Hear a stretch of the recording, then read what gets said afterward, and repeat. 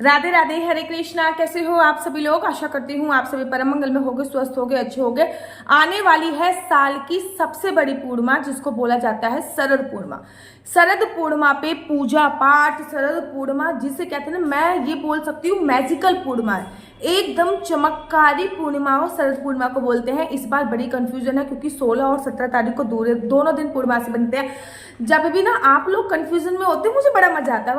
आपको क्यों मजा आता है भाई? भगवान की पूजा अर्चना वंदना करने के लिए मुझे 2-2 दिन का समय मिल जाता है। अभी पापा मुकुसा एकादशी गई थी, 2 दिन की एकादशी थी, ठीक है ना। किसी ने 13 तारीख की एकादशी बनाई, किसी ने 14 तारीख की एकादशी बनाई है। लेकिन अब पूर्णमासी आ रही है, कोई 16 तारीख की पूर्णमासी बना रहा है, कोई 17 तारीख की बना रहा है, और मैं तो भाई दोनों दिन मनाने वाली हूँ। क्योंकि भगवान की पूजा पाठ करने का मौका जो हम लोगों को मिलता है वो कौन छोड़ेगा। मेरे को तो बहुत अच्छे आनंद की प्राप्ति होती है कि मैं 16 तारीख को भी चांद के दर्शन करूंगी, 17 तारीख को भी चांद के दर्शन करूंगी। लेकिन विशेष पूजा अर्चना वंदना आपको कब करनी है, मतलब खीर कब बनानी है? बड़े सारे लोगों का ये क्वेश्चन आएगा, दीदी आखिर खीर कब बनानी है? तो मैं आपको बता दूं कि पूर्णमासी का जो प्रारंभ हो रहा है, ध्यान से सुनिए, पूर्णमासी का प्रारंभ 16 तारीख को रात को 9:05 के आसपास हो रहा है। मोटा मोटा मान लीजिए 9 बजे हो रहा है। पूर्णमासी को 16 तारीख को रात को 9 बजे पूर्णमासी का प्रारंभ हो रहा है, जो कि 17 तारीख को लगभग 5:15 पे, शाम को 5:15 पे खत्म हो जाएगा। अब जब 17 तारीख को शाम को 5:15 पे खत्म हो जाएगी, तो मतलब 17 तारीख की रात को आपको पूर्णमासी नहीं मिल रही। पूर्णमासी आपको 16 तारीख की रात को ही मिल रही है। तो 16 तारीख की रात को ही आपको खीर बनानी है, क्योंकि पूर्णमासी पे रात को खीर बनाने का बहुत महत्व होता है। अगर आप देखो ऐसे ही खीर बना सकते हो कि आपने एक चूल्हा बनाया या फिर गैस चूल्हा आप अपने घर के बाहर या छत पे रख सकते हो और सूरज और चांद की रोशनी में खीर बना सकते हो, वेल एंड गुड है, ठीक है ना। अगर ऐसे नहीं कर सकते तो खीर बनाकर भी आप चांद की रोशनी में रखकर आ सकते हो। और ये कार्य आपको 16 तारीख को, मतलब खीर कब बननी है? खीर आपकी 16 तारीख को बनेगी, क्योंकि 16 तारीख की जो रात है 9 बजे के बाद, वो पूरी रात पूर्णमासी की रात होने वाली है। और खीर पूर्णमासी की रात का बहुत विशेष महत्व होता है। वैसे तो देखो चंद्रमा में शक्तियां होती हैं जिनको मैं वर्णन नहीं कर सकती, जैसे कि चांद को देखने से आपका डिप्रेशन हो गया, चांद को देखने से आपकी एंजाइटी, चांद को देखने से आपका डिप्रेशन एंजाइटी खत्म होती है, ठीक है ना। चांद को देखने से आपके रिलेशन माँ से अपने स्ट्रांग होते हैं, जिनकी माँ से उनकी बनती नहीं, तो चांद को देखोगे तो आपके माँ से रिलेशन स्ट्रांग होंगे।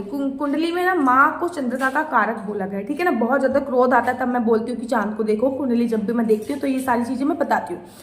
अब चांद को देखने का मतलब है, चांद में बहुत सारी शक्तियां होती हैं। हर पूर्णमासी पे चांद अपनी 12 कलाओं से पूर्ण होता है, लेकिन जब भी शरद पूर्णिमा आती है, चांद अपनी 16 कलाओं से परिपूर्ण हो जाता है। चांद पृथ्वी के बहुत ज्यादा नजदीक हो जाता है, इसलिए चांद की जो औसत्य गुण है वो पृथ्वी पर गिरते हैं। और चंद्रमा, खीर क्यों बनाई जाती है? देखो खीर जो होती है, चावल जो होते हैं ना, चावल चंद्र का कारक माने जाते हैं, दूध भी चंद्र का कारक माने जाते हैं। तो खीर बनाइए, कोशिश कीजिए कि आप किसी ट्रांसपेरेंट बर्तन में खीर बनके, वैसे तो मैंने आपका सबसे सर्वोत्तम बात है कि आप चांद की रोशनी में ही खीर बनाइए। चूल्हा गांव में तो बना सकते हैं, चांद ऊपर से दिख रहा होता है, चूल्हे पे आराम से चांद की रोशनी में खीर, लेकिन ऐसा नहीं बना सकते तो फिर आप घर से खीर बनाइए, उसको एक बर्तन में ट्रांसफर कीजिए। अगर वो बर्तन आपके पास कांच का बर्तन हो, जैसे कि कांच के कोई बाउल वगैरह होते हैं, तो बहुत मतलब ट्रांसपेरेंट बर्तन जिसमें चांद की रोशनी अच्छी तरीके से जा सके, कांच के बर्तन में वो खीर ट्रांसफर कीजिए।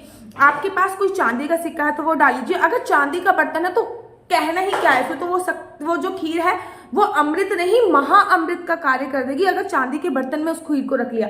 लेकिन अगर चांदी का बर्तन नहीं है तो आप कोई चांदी का सिक्का उस खीर के अंदर रख सकते हैं, और उस खीर को ढकना नहीं है। अगर ढकना भी है ना तो व्हाइट कलर के कपड़े से इत्यादि से आप उस खीर को ढक लीजिए और चांद की रोशनी में रखे रहने दीजिए, ठीक है ना। आप पिछली साल ना जब मैंने ये वाली वीडियो बनाई थी तो मेरे पे ये प्रश्न थे, दीदी पूरी रात हमने खीर रख के छोड़ दी और ना बिल्ली आई खीर खा गई। बेसिकली मैं खीर घर पे बनाती हूँ, क्योंकि ऑब्वियसली बात है मैं फ्लैट्स एरिया में रहती हूँ, यहाँ पे खीर बाहर बनाने का प्रोसीजर ही नहीं है। खीर घर पे बनाती हूँ मैं। खीर बनाने के बाद मैं हमेशा क्या करती हूँ, खीर बनाने के बाद मैं एक बर्तन लेती हूँ, उस बर्तन में मैं खीर को रख देती हूँ, कांच का बर्तन लेती हूँ, उसमें मैं चांदी का सिक्का या चांदी की चम्मच जो है वो डाल देती हूँ। उसके बाद मैं उसको ऊपर से छलनी रख देती हूँ, ताकि चांद की जो रोशनी है ना वो प्रॉपर उसमें जाए। और उसका बहुत विशेष महत्व होता है कि चांद की रोशनी, ना केवल मैं खीर में चांद की रोशनी जाती है, अपितु मेरे घर की जितने भी ज्वेलरी वगैरह होते हैं उन सबको भी चांद की रोशनी में मैं रखने की पूरी कोशिश करती हूँ। ना केवल ज्वेलरी वगैरह, मेरे घर के जो भी डॉक्यूमेंट्स हैं वो भी चांद की रोशनी में रखने की कोशिश करती हूँ।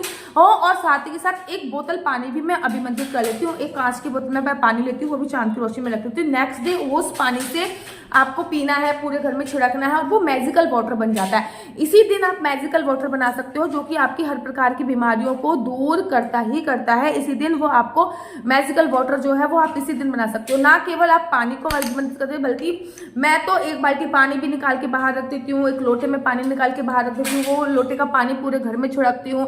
अपनी जितनी भी ज्वेलरी होती है वो मैं आगे वीडियो में बताऊंगी कि ज्वेलरी का उस दिन क्या करना है, क्योंकि ना शरद पूर्णिमा पे भगवान श्री कृष्ण जी ने अपनी 16,108 जो गोपियां थी उनके साथ रास रचाया था, ब्रज गोपियों के साथ भी रास रचाया था।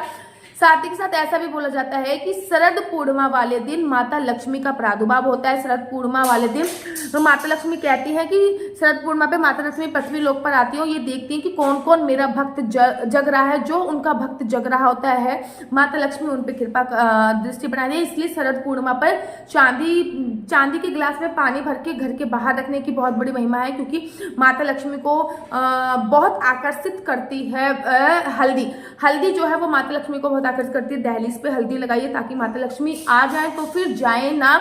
ये आप विधि विधान से कर सकते हो। शरद पूर्णिमा वाले दिन आपको अपने गहनों की विशेष पूजा अर्चना करना करनी चाहिए। शरद पूर्णिमा वाले दिन आपको दूध से स्नान करना चाहिए। शरद पूर्णिमा वाले दिन आपको खीर का सेवन करना चाहिए। रात्रि को खीर बना के जरूर चांद की रोशनी में रखनी चाहिए।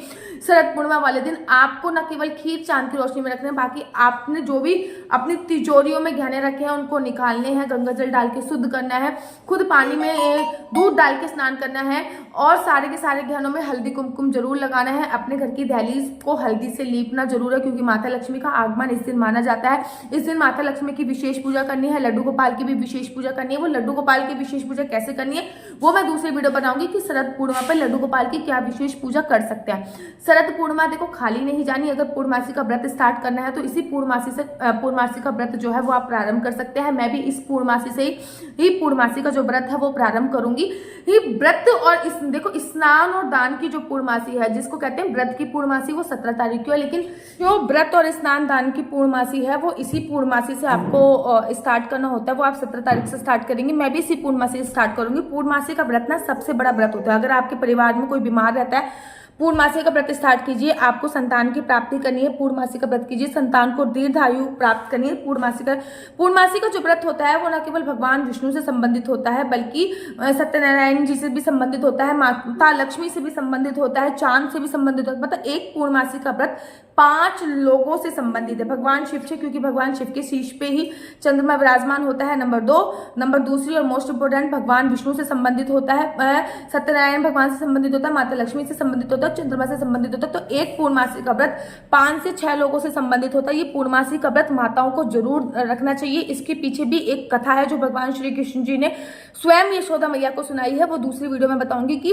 पूर्णमासी का व्रत कैसे रखना चाहिए, पूर्णमासी के व्रत के क्या नियम होते हैं। पूर्णमासी के ना 32 व्रत के संकल्प लेने चाहिए। 32 व्रत के बाद आपको व्रत का उद्यापन इत्यादि कर देना चाहिए। तो पूर्णमासी जो है खीर आपको 16 तारीख को बनानी है। 17 तारीख को व्रत वाला व्रत इत्यादि आप रख सकते हैं। आशा करती हूँ कि आपको ये वीडियो अच्छी लगती होगी। अगर आपको मेरी वीडियो अच्छी लगती है तो आप अपना यूट्यूब चैनल को लाइक शेयर सब्सक्राइब जरूर कीजिए। अगर आप अपनी कुंडली दिखवाना चाहते हैं तो मेरा नंबर है 429202565। दोबारा से रिपीट करती हूँ, मुझे केवल आपकी डेट ऑफ बर्थ चाहिए। मैं आपकी डेट ऑफ बर्थ के माध्यम से आपको आप पिटिशन कर सकती हूँ कि आपको जॉब करनी है या बिजनेस करना है। बिजनेस करना है तो किस चीज़ में बिजनेस करना है, जॉब करनी है तो किस चीज़ में जॉब करनी है, आप क्या बच्चे को कौन सी साइड लेनी चाहिए, आपकी बेटी के विवाह का योग कब बन रहा है, क्या आपका बच्चा लव मैरिज करेगा या अरेंज मैरिज करेगा। लव मैरिज करेगा तो वो उसकी जिंदगी कैसे रहने वाली है, संतान प्राप्ति का योग कब बन रहा है, संतान प्राप्ति ये क्या मेडिकल ट्रीटमेंट से संभव है या संतान प्राप्ति नॉर्मल भी संभव हो सकती है, विवाह का योग कब बन रहा है, लकी नंबर, लकी कलर, ये सभी जानकारी मैं आपको कुंडली के माध्यम से प्रोवाइड कराती हूँ। मैं कुंडली फोन पे बताती हूँ आपको कंप्लीटली। आपको मुझे अपनी डेट ऑफ बर्थ भेजनी होती है, उसके बाद मैं आपकी कंप्लीटली कुंडली बनाऊंगी और आपको फोन पे सारी जानकारी दूंगी विद सॉल्यूशंस। आशा कर, लेकिन ये देखना बिल्कुल भी फ्री नहीं है और कृपया इस नंबर पे मुझे किसी भी प्रकार से कोई क्वेश्चन पूछने के लिए फोन मत कीजिएगा। आशा करती हूँ आपको मेरी वीडियो अच्छी लगती होगी। अगर आपको मेरी वीडियो अच्छी लगती है तो आप अपना यूट्यूब चैनल हरि बोल को लाइक शेयर सब्सक्राइब करना बिल्कुल भी मत भूलिए। तब तक के लिए मुझे दीजिए इजाजत। राधे राधे, हरे कृष्णा, हरि बोल।